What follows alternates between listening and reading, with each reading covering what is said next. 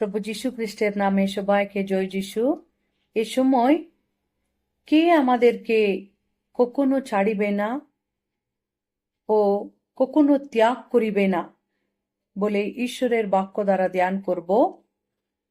ইব্রিয় 13 অধ্যায় 5 পদের শেষের দিকে সুন্দরভাবে লিখিত আছে, কারণ তিনি বলিয়াছেন, আমি কোনো ক্রমে তোমাকে ছাড়িব না ও কোনো ক্রমে তোমাকে ত্যাগ করিব না। ঈশ্বর সুন্দরভাবে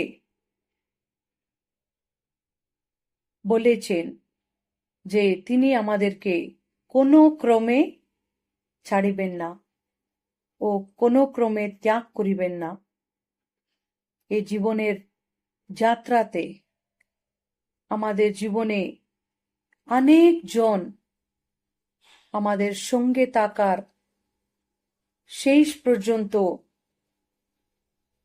আমাদের সঙ্গে চলার কথা দিয়ে থাকতে পারে, কিন্তু মাঝ রাস্তায় অনেকজন আমাদেরকে ত্যাগ করতে পারে, আমাদের হাত ছাড়তে পারে, কিন্তু আমাদের সৃষ্টিকর্তা, আমাদের ঈশ্বর, তিনি নিজে বলেছেন, আমি কোনো ক্রমে তোমাকে ত্যাগ করিব না, কোনো ক্রমে তোমাকে ছাড়িব না।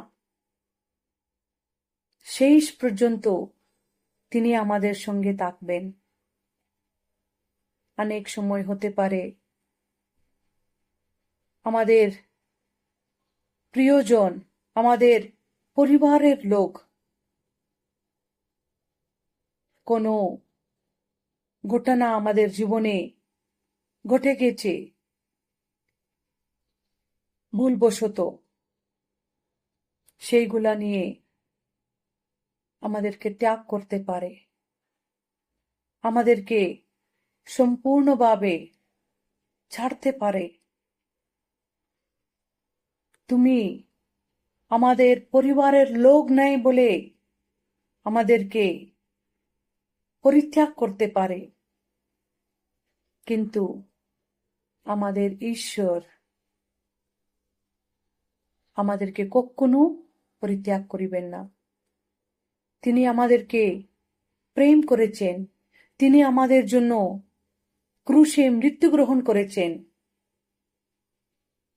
তিনি আমাদেরকে কথা দিয়েছেন, আমি কোনো ক্রমে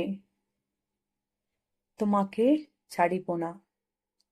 তিনি আমাদের হাত ধরে রাখছেন, আমরা তাহার সঙ্গে চলিব, তাহার পথে চলিব, তাহার প্রিয় সন্তান হয়ে তাহার সঙ্গে যখন আমরা চলিব, শেষ পর্যন্ত তিনি আমাদের সঙ্গে থাকবেন, তিনি আমাদেরকে সাহায্য দিবেন, তিনি আমাদেরকে সান্ত্বনা দিবেন।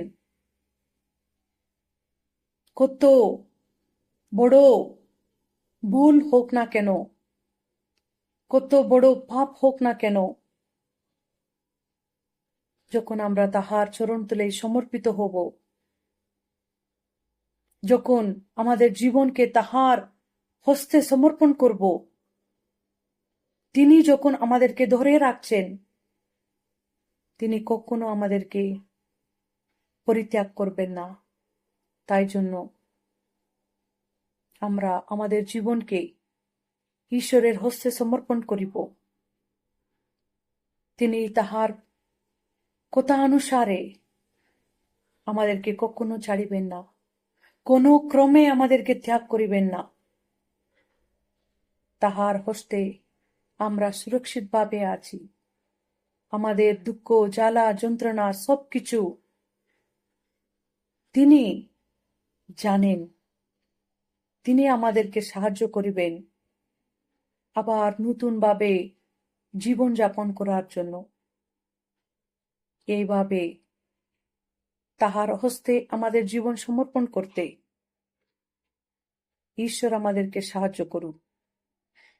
ঈশ্বরের বাক্য আমাদের আধ্যাত্মিক জীবনের জন্য লাভদায়ক করুক। আমিন।